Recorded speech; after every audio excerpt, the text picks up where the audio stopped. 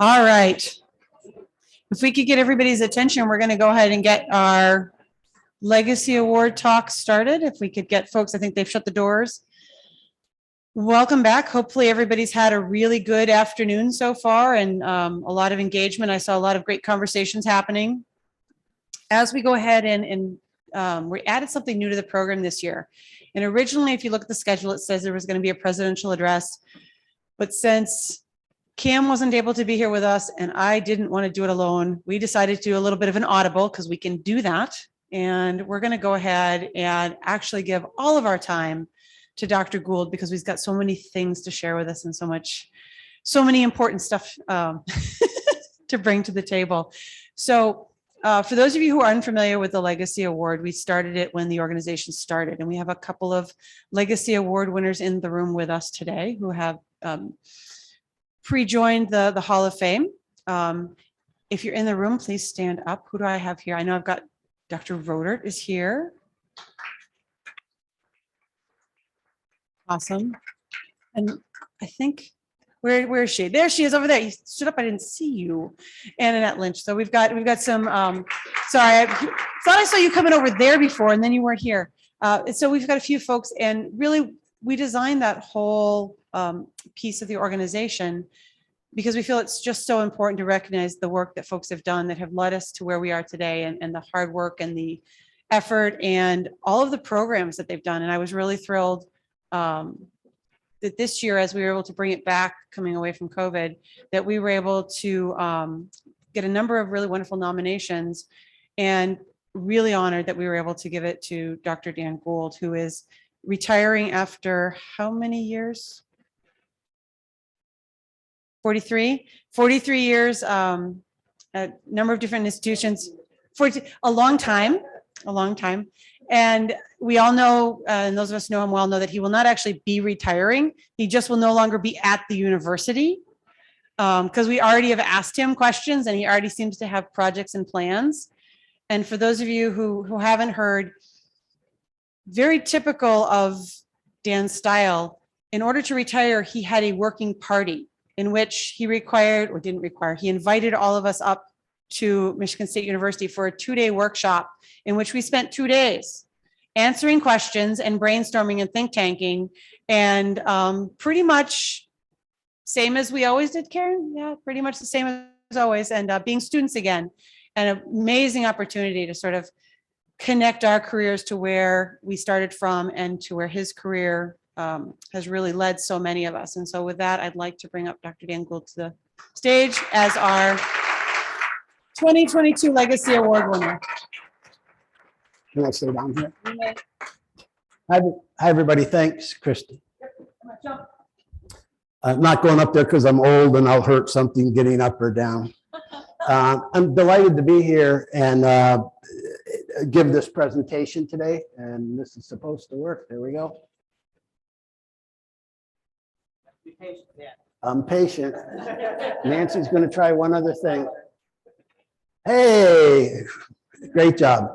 So first I want to thank the U.S. Center for Coaching Excellence for the Legacy Award. It's a big honor, and it actually means quite a bit to me because I went to college to be a coach. I was greatly influenced by my high school coaches. My dad had died when I was young, and they were sort of everything in my life. And then, I went to college and coached, and I've done, I think I was looking the other day, I think I've done 1,100 coaching clinics.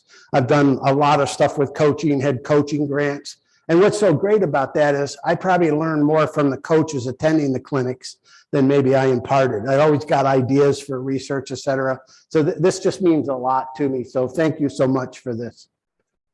I'm going to give some, I wasn't sure what to label these, existential coaching questions. So not existential life questions, but since coaching is life, kind of fits.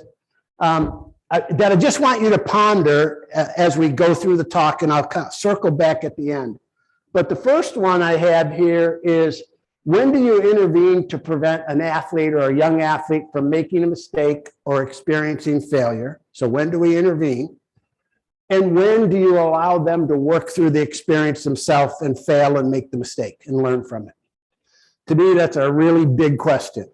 Second, When and under what conditions do you support athletes? And when do you challenge them? Especially in this day and age, we had a great keynote earlier today about trauma, and we don't want to create more trauma. We kind of want to make it better for athletes. So when do we support versus challenge? And finally, when do you stick to your coaching strategies and approaches because they've withstood the test of time? And when do you consider changing to adapt to the times? And as I've aged or become, I like to think, more chronologically gifted, I've struggled with that quite a bit in the sense of, am I the dinosaur with one foot in the ice? And am I going to pull out, or ice going to overtake me? And some values shouldn't ever change. The Greeks probably had them, and we're going to have them from others. It's a different time, and the old geezer needs to sort of shift his or her focus as they go forward. So my talk today is Coaching Generation Z, Challenges and Opportunities. And Generation Z, if you're not familiar with the cohort research, whether it's baby boomers, millennials, et cetera, Generation Z are youth born after 1995 or 96, depending on who you read. Some people put a cap, I've seen, of 2012, but I haven't seen that consistent enough. They're the first generation of youth to grow up in a totally digital world. So their parents probably had an iPad when they popped out and took a picture of them, and it's been that way. They played with it, et cetera. Many experienced the 2008 financial crisis, if they're on the older end, seeing parents and others, loved ones lose jobs, COVID. Heaven forbid this day and age, they've all been through active shooter drills at school, or these big cultural issues that sort of affect the cohort as a whole. Now, I should say before we get into this, any of this cohort research is sort of generalizations about the group, and there's always a lot of individual variation. So there's a Generation Z kid out there that looks more like a baby boomer. And there's some baby boomers that are more like Gen Z, but in general, when you're working with groups, these are some things we want to keep in mind. And as coaching educators, for sure, because we're kind of teaching to the average in some ways. And as coaches, that would help us as well. Now, the idea for this research didn't come from me. I said before, this is Martin Blackman, great tennis coach. He's the general manager of player development for the U.S. Tennis Association. And about 5 years ago, I was down there working with Martin and some of the coaches, and we were having a chat. And he's a very positive guy, what we'd want in a coach, builds on athlete strengths. And he was saying, I like a lot of our kids today, and I like this, but sometimes I get so frustrated. There's all these opportunities that I would have died for when I was a player, and they don't take advantage of it. And so I started thinking about that, and I go, well, what are kids like today? What's the consumer that we're working with? So we ended up doing these studies on coaches' perspectives on Generation Z and how they changed and how they need to change their coaching. And more recently, we also involved athletes in those studies. So the first study was done with tennis coaches' perceptions of Generation Z, and that's in the Journal of Applied Sport Psych. It was published in 2019. And the second study we're just finishing now. It got kind of delayed, like many things in the pandemic. But we looked at collegiate coaches. The first study just focused on tennis coaches. This looked at collegiate coaches and athletes and their perception of Gen Z characteristics. So the studies were done both with similar methodologies. As you see on the left here, study one, sample and design. We interviewed 10 USTA player development coaches. These are on the national coaching staff. And in a few cases, a strength coach, sports psych person, but mostly coaches. They were in-depth, semi-structured interviews that went from about 60 minutes to 90 minutes each.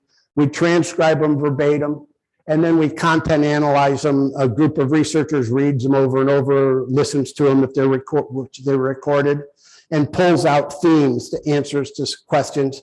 And then we coalesce the themes into like groupings and pick out patterns in the data. The second study, because the first one we said, well, they're tennis coaches, maybe there's some things specific to tennis. We involved 12 NCAA Division I college coaches of both men's and women's teams, 18 athletes. We asked the coaches to give us athletes that they thought were typical of the kids on their team.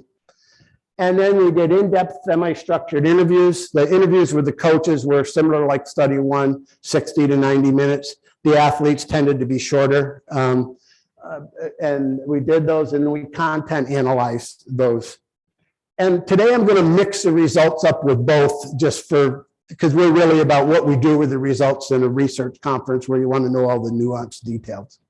So if I go to those results, first, a number of good things. The coaches, we just didn't go in and say, what's wrong with kids today?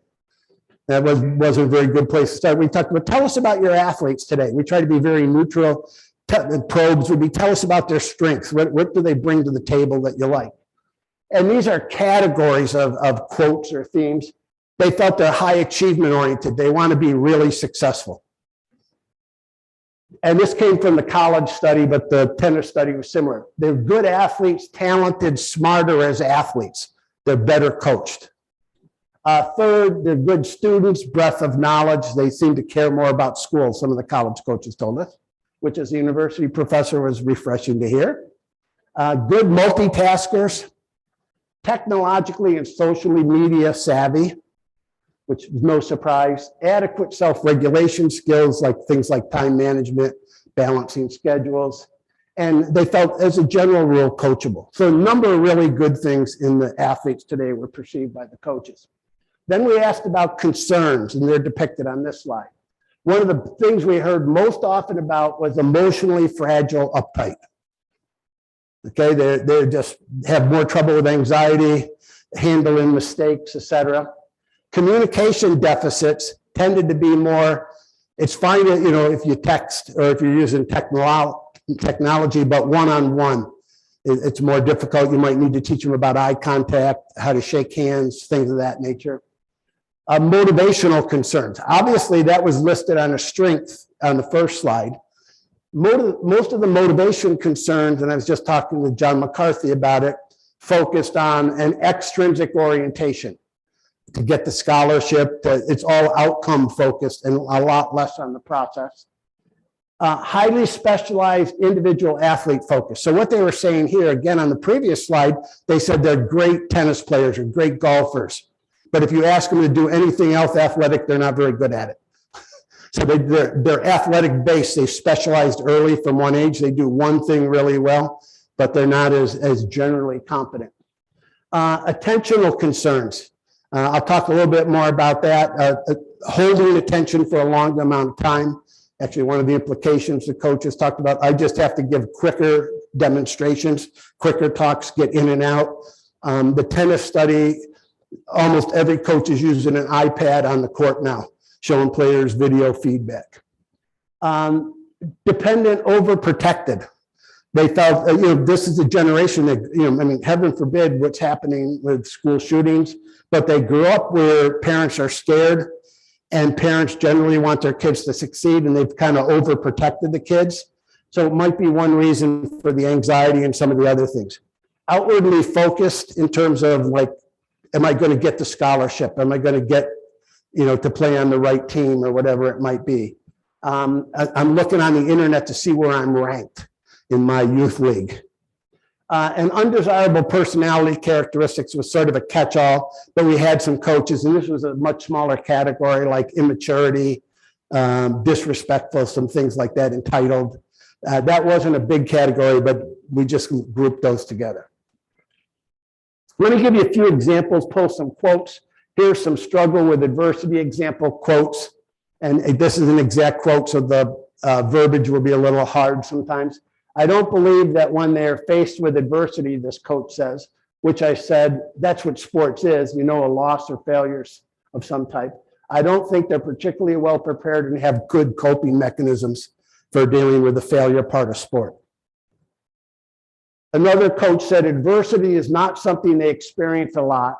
And, it's what we read recently in the parenting stuff, that, parents are trying to deflect responsibility off their children to protect their self-esteem. So snowplow parents, helicopter parents, lawnmower parents are pushing everything out of the way for all climate zones. So, there's no problem for the kid to have to deal with the problem, him or herself. Taking negative feedback personally, I don't think they deal very well with negative feedback. I think that they're quick to take it personal and not as receptive to feedback. So this emotionally fragile dimension, especially in the second study, was a big one. And like subcategories that fell under that major category of quotes dealt with anxious worry, catastrophic thinking, emotional, lack of resilience and coping skills, difficulty handling mistakes, failure, self-critical, perfectionistic, sensitive, fear of failure, lack of confidence. So you can see where those kind of link together. They all sort of make some sense. But it was one that was mentioned quite often. Attentional concerns that I'm not going to get to in the practical side because of time today, but they multitask sometimes. Remember, that was a strength, but it's not always a strength, and they still try to multitask when maybe it's not going to help them. They need individual attention. At the college, remember this is college level Division I, they've all had individual coaches. They all have people back home, and the coach, there's almost like an entourage. And the tennis people said the same. The kid has an entourage of voices around her or him that they have to kind of negotiate when they get feedback. Procrastinate, time management issues, shorter attention span, spread too thin, they're doing many things. Impatient, need instant gratification, poor planners, and distracted, overwhelmed with information. So these were these issues the coaches were raising. Again, these are the coaches' perceptions. We haven't quite finished analyzing the athlete data, but it mirrors most of this, not as strong, because it's a little harder to interview the athlete because they talked about their particular position and not kids in general. But a lot of them would say, yeah, we don't, if the coach goes too much, I shut him out. I stop listening. So it corroborated many of these. Here's a short attention span quote from the first study. I need to set their attention every day, this coach said. I talk to them, and tell them, sometimes you have to be repetitive. Paying attention for them is a struggle sometimes. Relative to distraction, they're easily distracted.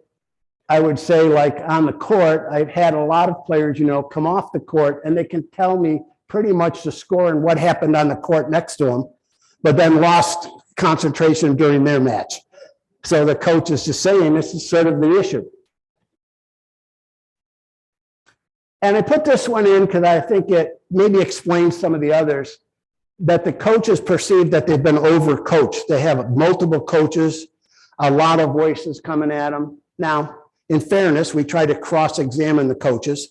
Well, they're not listening to me, so they must not be right.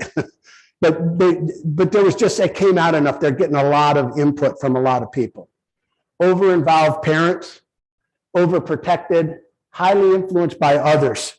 They'll go on social media and say what other people are saying about how they played or other type of things. And lack of independence and need structure, because they've been brought up in a generation without free play and everything's been structured since day one. So they're used to that. So I think what's really important here is I don't want to look at this as a deficit model that something's wrong with a kid. Most of us have raised these kids, so it's probably our problem.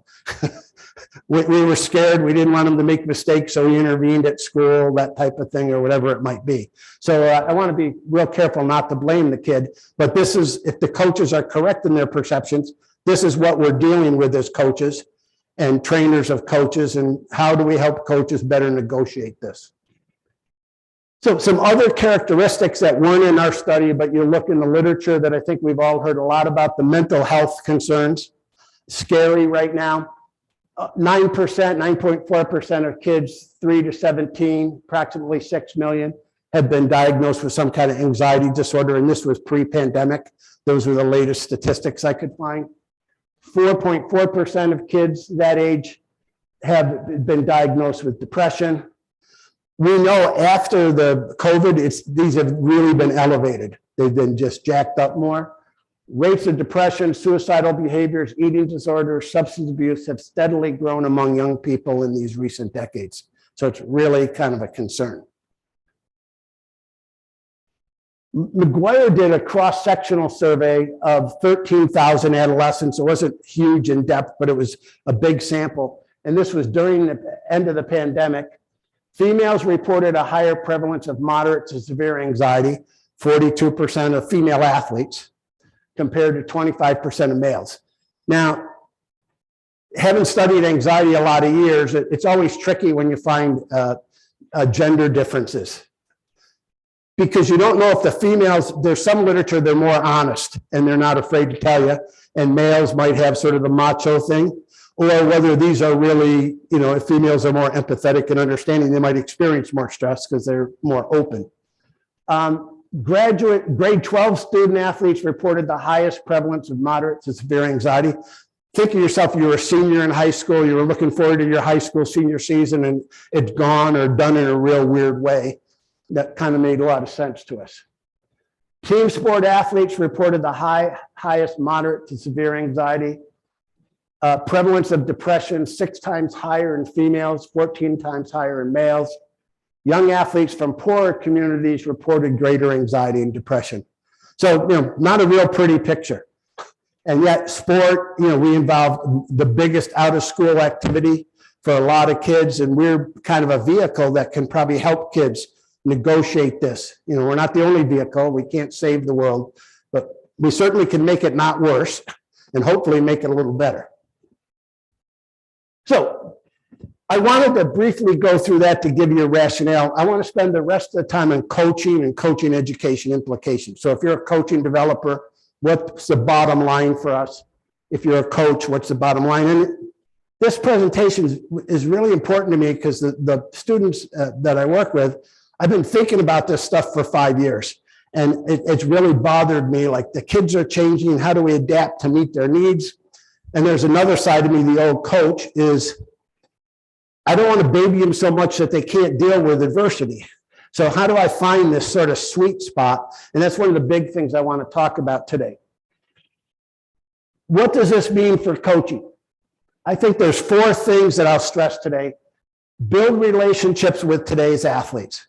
If you don't build the relationships, excuse the language, you're screwed or you're toast or whatever you want to say. It's not good. Second, supporting young athletes' mental health needs. I was trained as a coach. I'm not a clinical psychologist. Didn't want to be. Doesn't matter now. I'm going to have some people come in with mental health issues, and I better know how to negotiate them. And as I said before, at worst case, not make it worse, and hopefully get them some help. Third, teaching athletes to effectively navigate adversity and deal with mistakes. So this is what I think is a really weird question today. On one hand, these kids need tremendous support.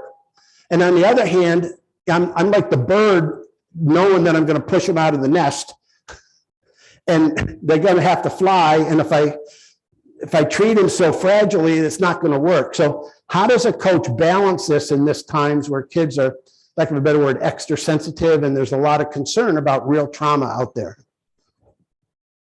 And then finally, how do we help expand their attentional capabilities? I probably shouldn't have put that up, but I just felt it needed to be in there because I'm not going to talk about it, but you can catch me the next 2 days.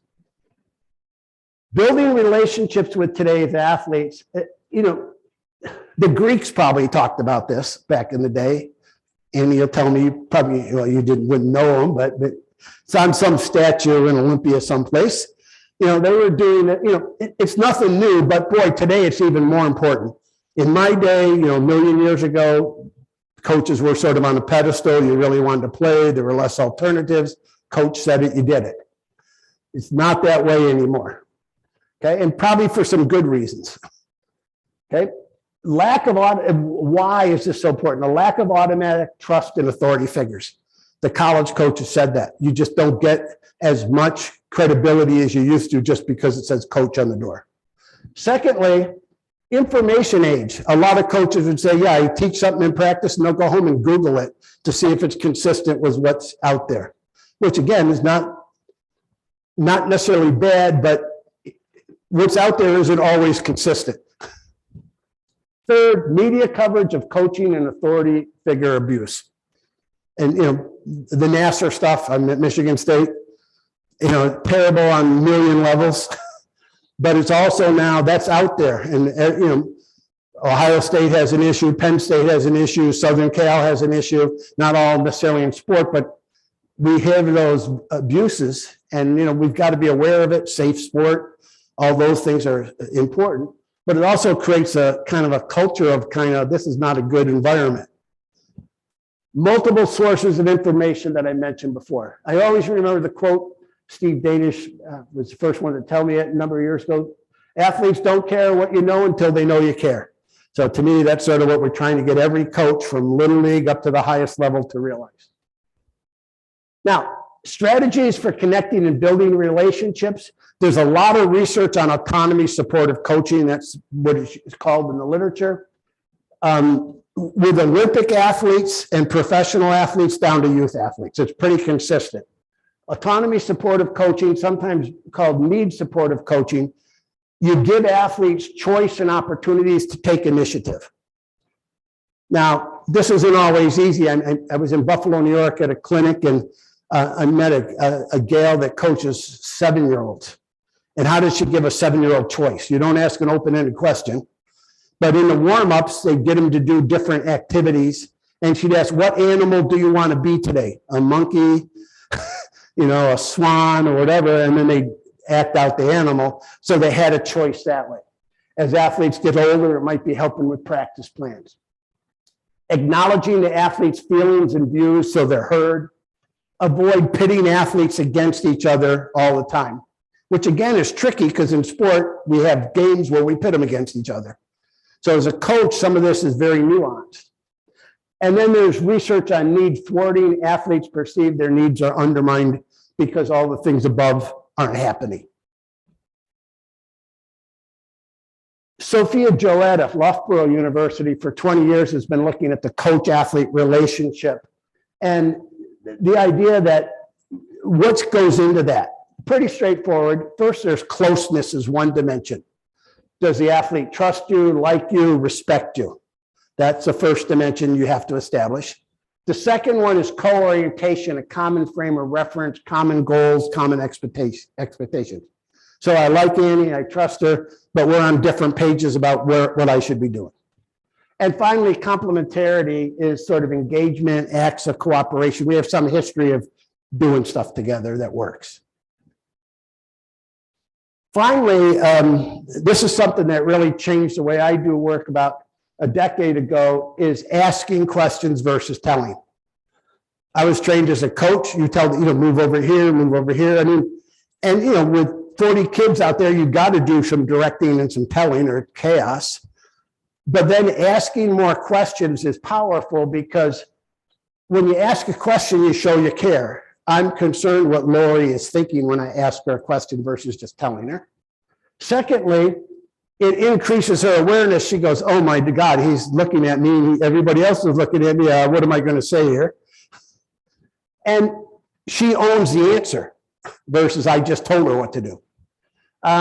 So this GROW model that comes from Sir John Whitmore out of the UK, who you remember this GROW acronym. So the word GROW, and you start with goal questions. What would you like to achieve today? What are you hoping to achieve? What would you like to happen this season? Then you go to reality questions. So tell me where you are now. What's happening? What have you tried at this point? Then you go, Rock, what could you do? What have you seen other people do to solve that? And my favorite is the will questions. So as a result of our discussion today, what can I expect to see different next week? And I really like that part of it. So because we all had the meeting and you leave the meeting and nothing happens. So what's going to happen next practice or next week? Now, this is perfect for like a one-on-one meeting with an athlete. You can go GROW. Sometimes I've spelled it GORW because I can't spell, but it still works. And other times it's just asking a quick question. A wrestling coach that I worked with, a kid asked him, did I do this right, coach? And he stepped in and he goes, well, you tell me, what are you thinking of doing? And he just asked a quick question. The kid said a couple of things and he said, those are good options, but I'd also consider this. So sometimes it can be very micro and on the spot. All right. This is an emoji emotional awareness exercise that I just got last week from one of Andy Driscoll's students, Coach Patrick Rainville. He's out in New England. He's a boys basketball coach. He took our online masters in coaching and leadership, and I was just on his committee evaluating, and it was really neat. What he does, he said he took his courses and learned about being better touch with your athletes, understanding their emotions. And he said, so he came up with this exercise where each player at some point in the day, and now it's basketball where you have 12, 15 kids. You know, if you're the football coach with a lot more, it might be harder. But at each point in the day before practice, each kid sends in a text with an emoji and one word, emotion, feeling to describe what the day is like for them. And they can send more, but every kid was sort of required by coach to do that. The coach responds with an emoji of his own and how he's feeling. He said this allowed him to coach to understand where each player is at and the whole team is before entering the gym. So if it's exam week and they're all tired, he kind of picked that up. But what was interesting that Patrick told us, it helped the kids build an emotional vocabulary to think about describing their feelings, and then helped when experiencing those. And he felt it gave him a better coach on the team. And then every Tuesday they'd have these meetings where they talk about life beyond basketball or mental skills, and then he'd kind of address if there were some self-regulation things. I just thought this was great. I mean, I didn't know about this until last week, and I go, I'm putting this in. I asked his permission, so Larry took so Andy took a picture, so I won't get in trouble. But I think it really neat. It's just a quick little thing, get in touch. And he said, because I pressured him on it, I said, well, did the kids buy into this? And he said some didn't buy in at first, but after it got going, he kind of won the persistence battle, and they started to get into it a lot. Finally, Lauren, you were involved, I think, on some of this research. Mary Fry from Kansas has done a lot of research on caring climate and how we create a caring climate in our team. And I always like this, the greet and use athlete's name every practice. So you use a kid's name at every practice in some form, and not artificially, but, you know, I welcome, Karen, welcome, come on in, or whatever it is, and as we go through the day. Set clear expectations focused on self-improvement for the kids. Define success and publicize it. I'll come back to this a little later with signage, what it means to be successful. And help athletes build relationships with one another. An awful lot of the stuff we see now comes from bullying and from other kids, like when you see the school shooting. So as a coach, to stress, like, you got to take care of your teammates. Or I've met some high school coaches that say, for kids in general, if you're a football player, you need to sit next to any kid that sits alone at lunch. You know, and I mean, it's just kind of interesting. It's part of our responsibility as school leaders. So some interesting stuff here, but how do we create that caring climate? Now, if we do all that, we end up supporting a lot of the athletes' mental health needs. And we were talking, I was just in a nice workshop on trauma-induced coaching. Not trauma-induced, trauma, dealing with trauma in coaching. John McCarthy talks about a lot of how to induce trauma, but I don't think that was intent. But how do we sort of deal with that? And this environmental stuff takes care. It doesn't solve problems that kids have had really rough, but it doesn't add to it. And they have a caring adult, and sometimes you can get them the help they need and other kind of things. So supporting athletes' mental health needs, not being an expert in this area and sort of being a little uncomfortable with it. I said, I better find some smart people who do good stuff in this area and learn from them. And first one I went to was a program ahead of the game in Australia. Stuart Vella from Wollongong University. I was down there about 6 years ago and first learned about it. He had money from this Movember Foundation, which deals with men's health. And he had big grants to develop a program where athletes would refer their friends who were struggling with mental health. So the athletes had to recognize signs. I just remember they had a slide, refer a mate, you know, refer a friend if there's a problem. And talk to him a little bit about it. He actually sent me a couple slides I'll show you. Don Anderson Butcher at Ohio State University runs this great life sports program. They bring up 1,000 underserved kids in to the OSU campus every year in the summer for 6 weeks. They do all this great programming, have empirical data showing all the positive life skill effects. Then they run programs through the years. Well, they've been adding, like, they just got a grant on this Million Coaches Challenge, and they're doing some modules on mental health, and she shared some of that with me. And then I had a master's student, Mark Strickland, who did a master's degree with me, but went on to get a clinical sports psych degree. And Mark is the sports psychologist for the Arizona Cardinals football and the Oakland A's. And Mark was in town a few weeks ago, and I talked to him a little bit about trauma-induced counseling. And he was saying, you got some professional players that will shut down because of trauma in their previous lives. They're highly skilled, and some of the coaches don't deal with it very effectively. And his wife's also a trauma clinical counseling specialist. So he was able to inform me a little bit here. So, as coaches, we're not trauma specialists, but we need to know enough to get to, I don't know how else to say it, not make it worse. Hopefully make a supportive environment that kids feel welcome, inclusive, like we heard this morning. And maybe help some kids just because they have a caring adult, and then know how to get them help. So let me briefly cover that. First, I looked across everybody I talked with, and I did some additional reading and came up with some general guidelines. First, form trusting, non-judgmental relationships with your athletes is one of the key things to kind of helping kids deal with these issues, which is tricky because you make judgments about who starts and who doesn't start. So we're not saying judgmental in the sense of performance necessarily, but in terms of liking of the kid and those type of things. Check in on them regularly. One of Dawn's, they put a video together in Mid-Ohio, a girl that played on this Mid-Ohio Puma basketball team, 9th grader, it's just gut-wrenching. She just shot herself and killed. Straight A student, point guard on the team, does all these great, nobody had a clue. And yet later they found that she was really struggling, the perfectionist, which is kind of a common characteristic if you look at like the Stanford goalkeeper, some of these other suicide cases. How do we kind of check in regularly to try to, you're going to miss some of it, but hopefully we can maybe catch some sometimes.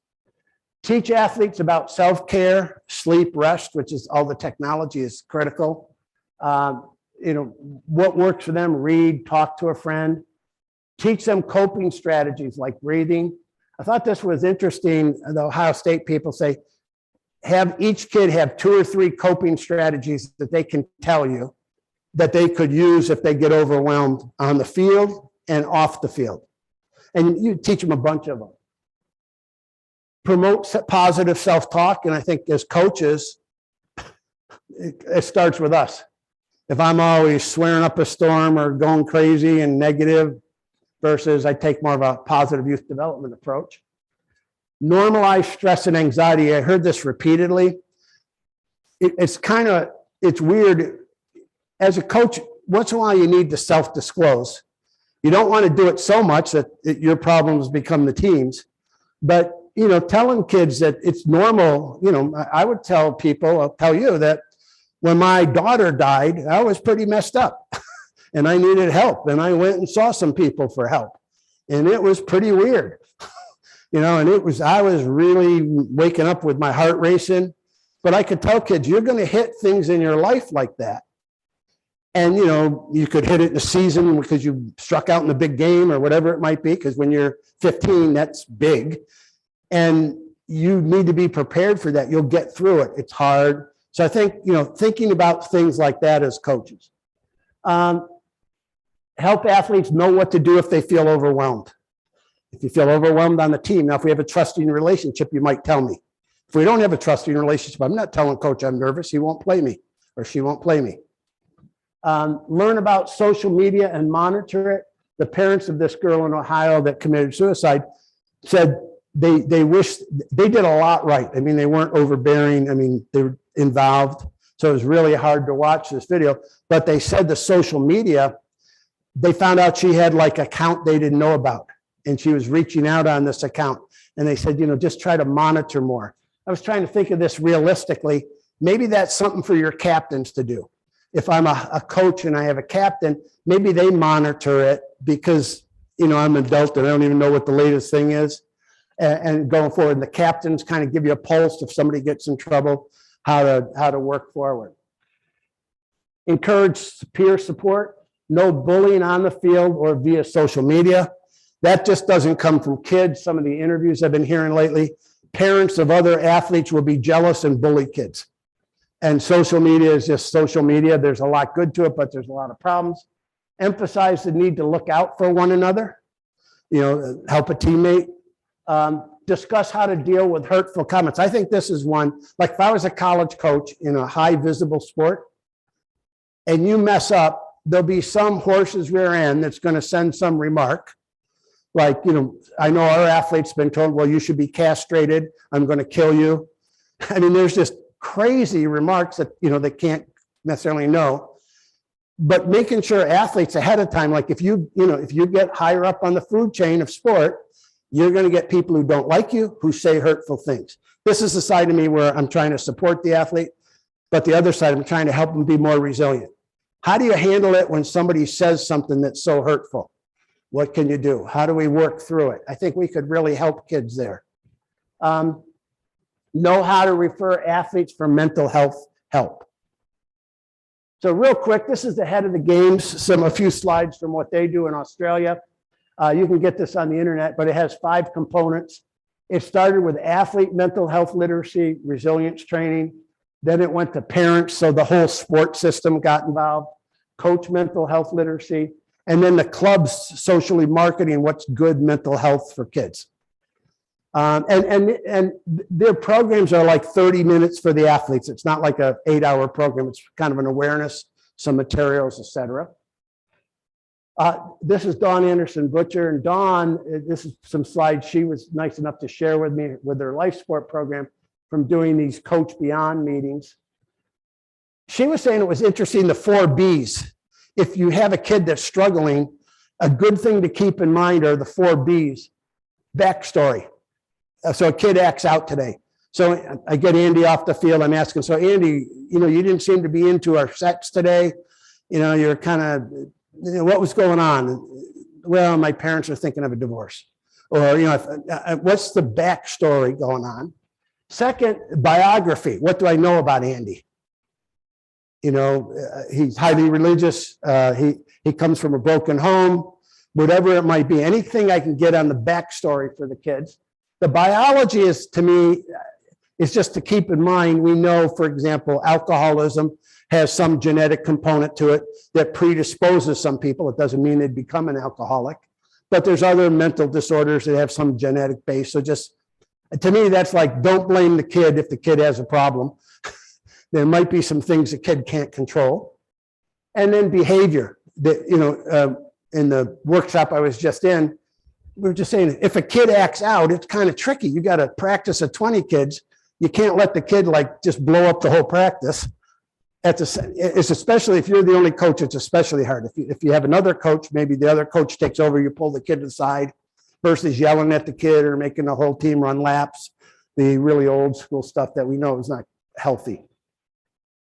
The other thing she did, she linked CPR to what they call QPR. Go through this pretty quickly because of time. If I get over on this side, whoops. So the first in QPR, the first thing you do is question if you're worried about a kid. A private setting, not left alone, always under adult supervision. Now, this is really tricky today because safe sport, we know we don't want adults alone with kids. But if you're talking about a mental health issue, so how do you figure out a way where it's secluded enough but still public? Tell me how you're doing. So you'd ask the kid, how are you doing? What's going on? Tell me more how you're doing. Have things started feeling so difficult that you're thought about suicide? So this is in the case where if you're really worried about a kid. Don't ask, you're not thinking of killing yourself, are you? Which is pretty judgmental. Kind of tell me what's going on. The second step, hopefully, is to persuade, listen to the problem without judgment. In other words, this was really helpful for me. Suicide's a solution to a perceived problem. So this young girl from Ohio was feeling so much stress. The answer was to kill herself because that solved the problem. You know, pretty logical in her mind. She's a straight A student, et cetera. Obviously, given what we know, terrible, terrible. So do not diminish their problem. You know, we have bigger life history and there might be bigger things, but for that kid, missing the foul shot that day is huge.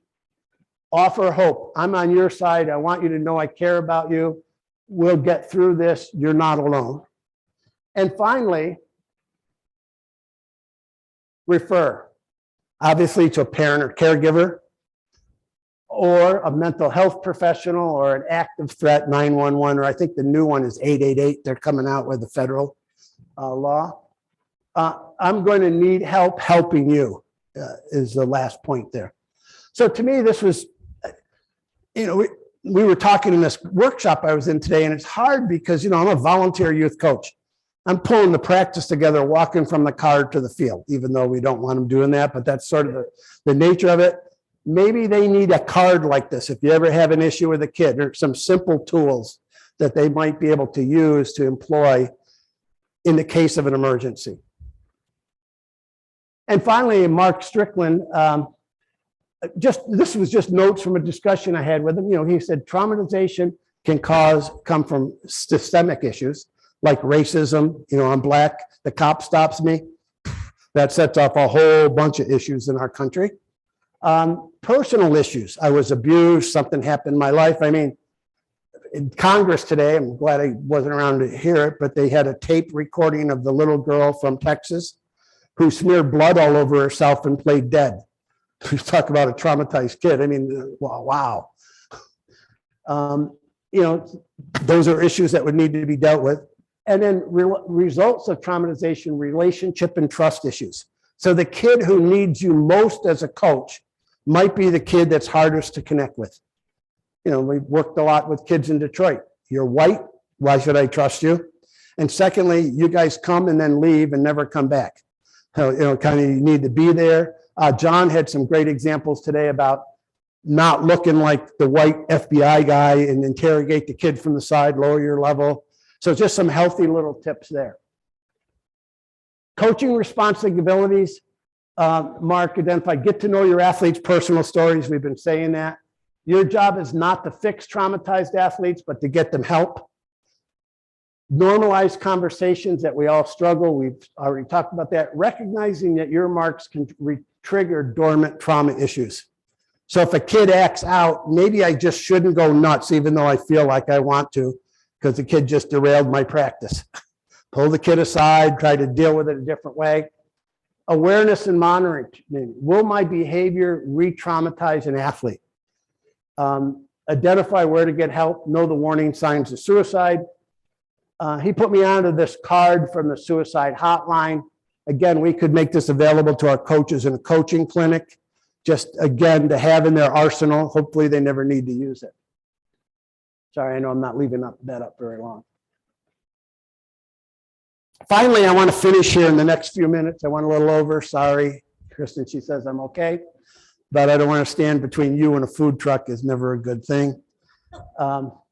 Teaching athletes to effectively navigate adversity and deal with mistakes. I mean, the classic work of John Wood and other great coaches, and I'll give an example from a tennis coach, is about defining success for kids, because the culture's all telling them it's outcome. It's making teams, it's getting scholarships, it's this. And yet we know the best athletes perform best on automatic pilot when they let it happen, even though they're highly motivated to get outcomes. Resilience, the Rocky Road College Athlete Training Program I'll talk about that Scott Pierce and Eric Martin developed, and building resilience, a case of a coach that we studied, Andy Driska and I. So everybody's always seen especially my generation, the Wooden quotes. Now you have to remind kids who Wooden was, but the idea, the way the success was defined was not outcome. So first, I think all our coaches need to define success and be able to say what it is for them. And hopefully it's outcome performance focused, and not outcome focused, but process focused. There was a great swim coach that I heard about. He said his goal was the kids loved him and very successful in terms of winning. His goal was to get every kid to fall in love with swimming. I thought that was one of the greatest goals ever. If I could get every kid to fall in love with my sport, it takes care of tons of issues. This one, I hope I'm not violating any ethical guidelines. I'm actually reviewing a manuscript for a journal now. And the author said he's published books on this, but I don't know who the author is because it's a blind review. But the whole article is about this compete, learn, and honor approach. That's his philosophy of coaching high school kids. And he's done it for years. And the compete part is what I'm going to focus on. He really says it's about loving the battle. It's solving the puzzle. It's not necessarily about beating your opponent. That will come. Learn one new thing every day. Improving is better a goal than winning. Mistakes are necessary to improve. But what was so interesting to me, he then showed activities that he implemented throughout the season. You go to the tennis courts, they have the definition up of these things that the kids see every day. He has discussions about it. He has a video channel where they have like pro athletes who reinforce it. So it's not like, well, I define, individual success. He's actually implementing it across time. Real quick, this is a resilience for the Rocky Road. Scott Pierce from Illinois State, Eric Martin from Boise State had an NCAA college grant to do this. And it was for transitioning from high school to college, first-year athletes. And it was designed using guidelines from Fletcher and Sakar's mental fortitude framework. I don't know, these are pretty small, but it had 4 goals: strengthen the personal knowledge, qualities, kind of coping skills of the young people. Second, adopt a challenge mindset. So when there's a issue comes up, I view it as a challenge versus I view, oh my God, what's going to happen?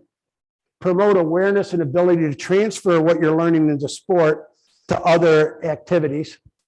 And create a facilitative environment and a climate for resilience growth. So if I'm a cycling coach, I'm trying to create a climate. This is about challenging, seeing if we can get better, that type of thing. Now, I won't go through this because of time and detail, but it consisted of 4 workshops for about an hour, starting the journey with a balanced student-athlete identity, coping with the bumps along the road, who's got my back, and focus on the road ahead. So kind of a systematic, kind of training that they went through. And this is just the coping with bumps in the road workshop content. Lecture to define what stress and coping were. Complete a survey to reflect on current coping skills and appraise stressful situations. Third, activity to identify effective coping skill applications to challenging athletic, academic, and social settings. And finally, an activity to identify and prepare effective coping skills to support their efforts. Okay. Teaching athletes to effectively navigate adversity and deal with mistakes. I'm going to finish with this. This guy, his name is Jay Robinson. He's retired now. He was the Minnesota wrestling coach for a large number of years. A couple-time NCAA Coach of the Year. Won national championships, very successful. He also ran a side business of these intensive wrestling camps that went for 40 years, where high school kids would sign up for these 14-day or 2-week camps. And I always think of this as like Army Ranger training. Jay was an Army Ranger, meets positive youth development. It was this real mixture. If you look, I'll go back to the slide. If you look at Jay, he pretty intense, and he looks like the drill sergeant. He'd be scary. And when he coaches, sometimes he sounds that way, but he's anything like that. And he does autonomy, supportive coaching, does a lot with that. But over the years, they developed what he called the J7. His wife labeled it that. The camp had 7 goals mentally: discipline, sacrifice, dedication, hard work, responsibility, accountability, and service to others. And the mental skills were very systematically taught. Now, Robinson, he said, he's a former Army guy. He says, the Army found out resilience training doesn't help soldiers be more resilient.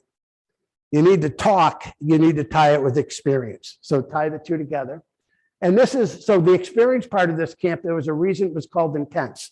6:30 wake up, weights from 6:45 to 7:30 or running, breakfast, technique for 2 hours, which is pretty hard work, lunch, hard training for 2 hours, dinner, mental attitude, weights and running, and lights out.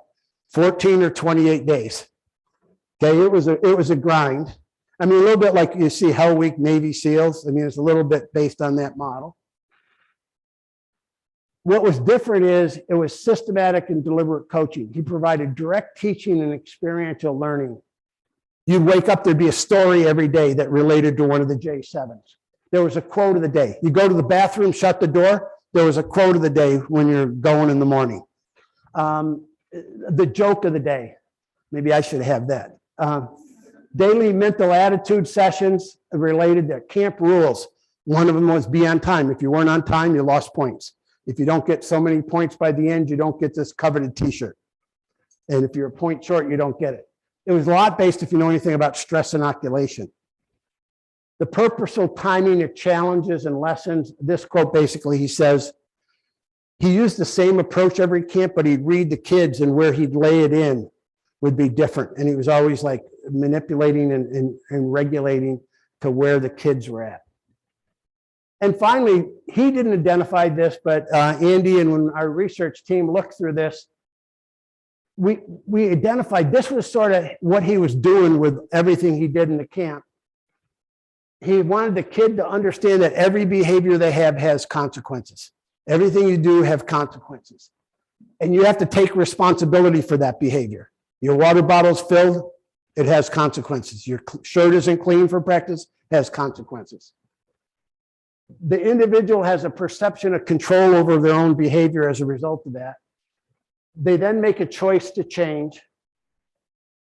That produces a change in behavior, which creates a habit. So they're trying to create a habit as they go through the camp for the 14 or 18 days. A research study, Andy could tell you more about that. He did the analysis on the quantitative data. We also had qualitative, showed pre to post camp differences 3 months later.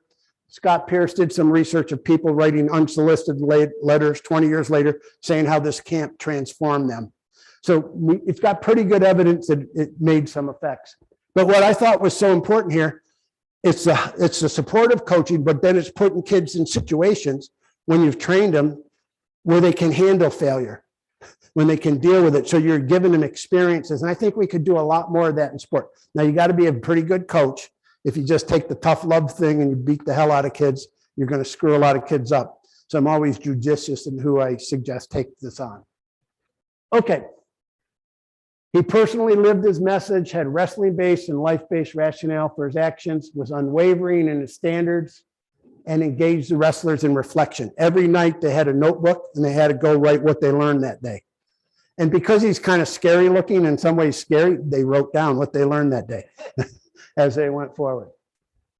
Going to finish here, just Kristen will be happy. She's giving me the sign with the three questions again. In light of what I've gone over today, when do you intervene to prevent a kid from failing or making a mistake, drinking and driving? When do you let the kid make a mistake? Remember my oldest son, if we found out he was drinking, he wouldn't be driving because he wasn't supposed to drink at all. But I remember I was so happy when he got in a fender bender at Chick-fil-A because he was so cocky about his driving. He came home and had to tell us. And that was the best thing that ever happened. So in a way, when do we get kids like a fender bender in sport, but keep them out of the big accident? When and under what conditions do you support athletes and when do you challenge them? And when do you stick with your coaching strategies across time and when do you adapt? If you got the answer, please tell me because I'm still struggling with that one. Okay, I'm going to stop there because the boss is over here and she's giving me come up.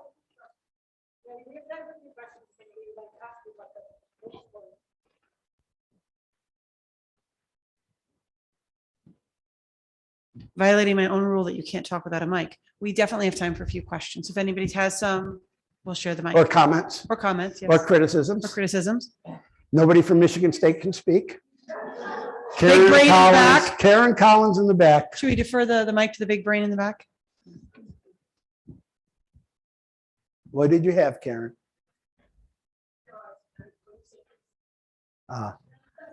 She was trying to be funny. She didn't attend my humor lecture.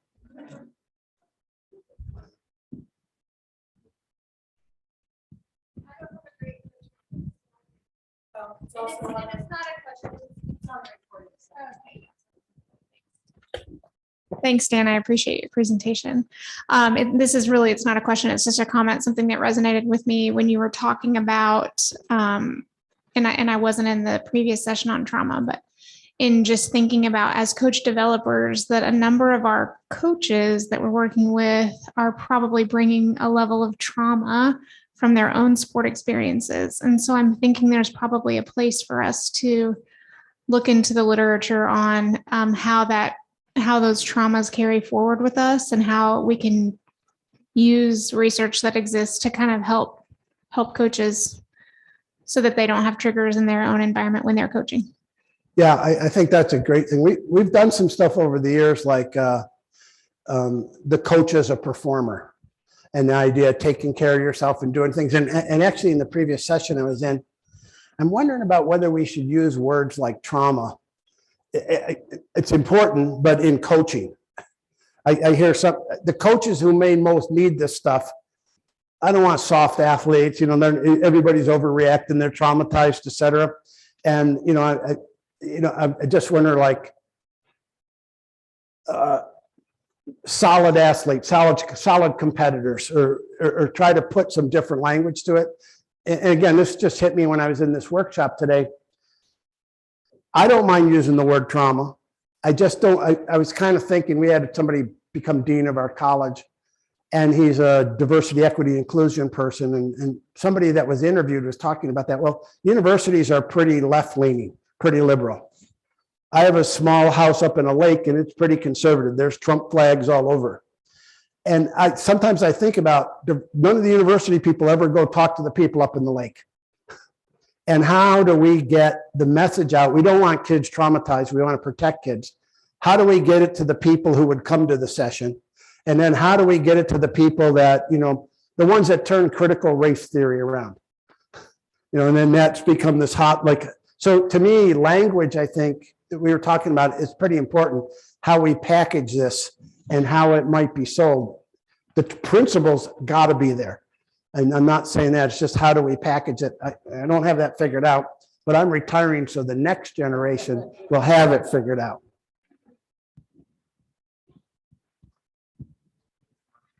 I'm just worried about the Greek. You should be. My favorite Greek who lives in Norway. A Greek Viking, picture it. My favorite, Dan Gould. And I'm a Spartan. I would like to hear your thoughts a little bit, because at some point you talk about resilience. We would like for the youth and everyone to have to build some resilience. At the same time, self-care. And my concern is sometimes I've seen this to contradict each other. So I'd like to hear your thoughts on it. Yeah, great. The question again, does self-care and resilience sort of contradict each other? There's some interesting books out now. I forgot the name of it, but I've got the references. There's one. It was a political scientist and a social scientist writing generally about kids in America and American culture.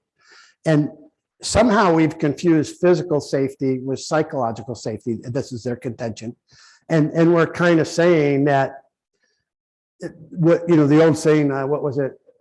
What doesn't kill you will make you stronger. And the whole idea of an inoculation, we give you inoculation so you build up some antibodies, et cetera. We've sort of forgotten that. So I don't need to rush to school every time my kid has a problem. I don't mean I want to be aware, but in other words, well, you need to solve it with your teacher. You need to go in and talk about the grade before I'm going to run in and deal with it. So this whole idea of, I think teaching kids, there's going to be stress in life, and you got to deal with stress, and you got to go with it. So you better take care of yourself. If you never sleep and you're out partying and you're making these other decisions, those don't align. And I guess to me, the realist in me is, I was a wrestler. Sometimes I got pinned, I got hammered. That's not a whole lot of fun. And I need to learn how to deal with it and not quit and kind of go forward. And I'm sorry, but that's where I'm really struggling, because there's a coach in me. I think the best things I learned in sport, now I already had it going in, but I think I learned work ethic. When I was a young wrestler, I was terrible. I got pinned all the time. and I stuck it out, and then I got better, and I think I've transferred that to my career. So some of these life things, but I remember crying after a couple of times as a ninth grader when I lost. I mean, sport meant everything to me, and sort of dealing with that. And so the coach needs to be caring, but there's another side. Well, sometimes you just need to suck it up and go. You know, this is coach speak, but suck it up and go with it. And that's where I think if I was going to study one thing additionally in coaches, it'd be emotional intelligence. I think emotionally intelligent coaches are the ones that are going to be really successful today, can read kids, their own emotions, and do this weird yin and yang, this sort of balancing act. An old Greek yin and yang, I know, the Chinese Greek guy told me that. So I hope that was partial answer, best I got. Can I jump in on, I was going to Yes, sir. I was going to not talk anymore today because I'm sort of tired, but I cannot stop thinking about all of the youth that we serve at the soccer club that I talked about a lot this morning, in that we're serving kids that, 85% of them are coming from low income communities, dealing with a lot of racism, oppression, discrimination, along with their families. And the resilience aspect, that idea of resilience, is very white centered, and it's very focused on, like me as a young white athlete, even though I was a trans person, I had to be resilient. But I didn't have to be resilient in a way that dealt with racism. Mm-hmm. And so I've actually had this conversation over the years of running the club from parents of color saying, my kids know how to be resilient. They understand that at a base level because I have taught them that. They have learned that through their experience. And so it's not to say that there aren't more things that can't be taught to the kids that are going to help them in their lives as they get older. But that concept of resilience, I think, is going to mean different things to different populations of people. And the beginning of your talk was about D1 athletes in tennis and all sports. All sports, but D1 athletes primarily, right? I was curious what the demographic breakdown was of those athletes at those D1 schools. My assumption is probably more white athletes than not, just given all the things we know about access to education. And so it'd be interesting if there is any studies out there, or maybe there will be, of what does that look like in terms of their resilience, their attention, all of those things, of white versus non-white athletes. Yeah, I think that's a really important point. In fact, we did a lot of work in Detroit, and it's a different animal altogether for us. But one of the things we do is we try to get the people from Detroit, the coaches we knew, to vet the content, and like, how do we make it down here? And, like, I remember one comment we got from some of the coaches we had worked with over a long period of time. It's starting to dawn on me. We've worked with you white guys from East Lansing, and, you actually know what you're talking about. But it was like 4 years later. But yeah, and we've done some mentoring studies down there, and remember Andrew McIntosh's dissertation, a whole different idea. Well, I drove a kid around this morning, a coach, looking for his mother, who's a prostitute, to see if she was dead in the back of a car. And that's like, wow, that's not like, so yeah, I think how do we make it culturally relevant? And one other example, it wasn't so much on that, but we did some work in Black townships in South Africa. And the self-concept there means something totally different. There's this Ubuntu, the community kind of gets around everything. So I really think, we need to embed all this in culture and learn from the different culture and go forward. So good recommendation. And I think with that, because of time, we'll probably pull it to a close, but Dan is certainly going to be around and have lots of opportunities. And before we go, I would like to, you got to hold it by the edges, as I've learned, because I've had to polish it about 4 times so far. Cannot touch this thing anywhere without getting fingerprints on it. But I wanted to, not a good, but there we go. It's right there. But I wanted to again honor you and thank you for the Legacy Award winner this year for 2022 and coach developer. And thank you for everything that you've done. Thanks. Oh. I had to He has a box, but it has fingerprints on it now. No. Thank you. And just really quickly too, just to pick up on something you said, we have the 2 master classes in the morning, but there's also a virtual master class with Kyle Williams from the Long Talk. And if you're not familiar with the work that he's done, it's quite an engaging opportunity to have a conversation. He started it 2 years ago, I believe, as we hit some of the really rough times with the riots and some of the conversations that were going on. And he does a wonderful job. Marla, where are you? Marla's right there. If you want to learn anything more about the Long Talk, she's brought it to our university and done some stuff with it 4 times. But Kyle is amazing and has a very robust program. And it's a short version tomorrow morning that he's doing at 8 o'clock virtually. But again, it's a really, really strong program and a conversation around some of these very issues in the Black community and some of the ways in which we often don't know even how to broach the topics coming in and being not from those communities. So I really, really strongly recommend that if you're not doing one of the master classes here on campus, so to speak. With that in mind, we are meeting out in the lobby. I didn't even check the time. 5:20, we're meeting in the lobby. Let's give ourselves 15 minutes if you'd like to go. Is that all right with our people over at Spokane Sport? Okay. I said, recommend putting on walking shoes. We're not going very far. It's just right over here across the street. And then from there, we'll be able to point you to some really nice restaurants that are right there. And a little further down, there are food trucks at the farmer's market. And then folks will be coming back over here on your own when you want to at 7:30 for a dessert reception. And in the back of your badge, again, you all have a drink ticket. So you can come back and enjoy and relax a little bit. So join us if you'd like to go for the walk. Otherwise, you can just come for the dessert reception as well. Yeah, it is 7:30. It was corrected in the app.